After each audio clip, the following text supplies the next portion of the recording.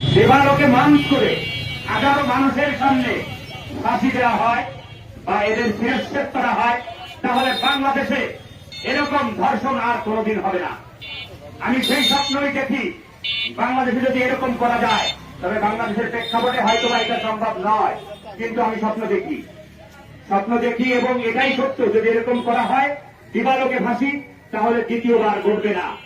দেখেন তাকান, মাগুরার আরিশা আসিয়া যে মৃত্যুটা ঘটল, সে গিয়েছিল তার বোনের বাসায়, দুলো ভাই এবং তার তাওই দুইজনে মিলে তাকে ধর্ষণ করেছিল।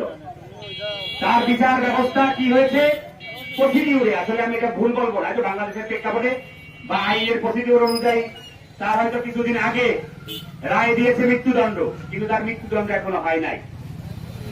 মানুষ আসলে যখন ভুলে যায় এই ঘটনা, তখন হয়তো আরো 3-4 বছর পরে মৃত্যুদণ্ড তার দেওয়া হবে। তাহলে কি মানুষ ভয় পাবে না? যখন ধর্ষণ হয়েছে তার 1 সপ্তাহের ভিতরে দিবালোকে ফাঁসি দিতে হবে, তাহলে বাংলাদেশ থেকে এটা মুছে যাবে, মানুষ ভয় এটা করতে পারবে না। এটাই আমি স্বপ্ন দেখি, এটাই আমি আশা করি, জানি না বাস্তবায়ন হবে কিনা। সবাই ভালো থাকবেন। আসসালামু আলাইকুম।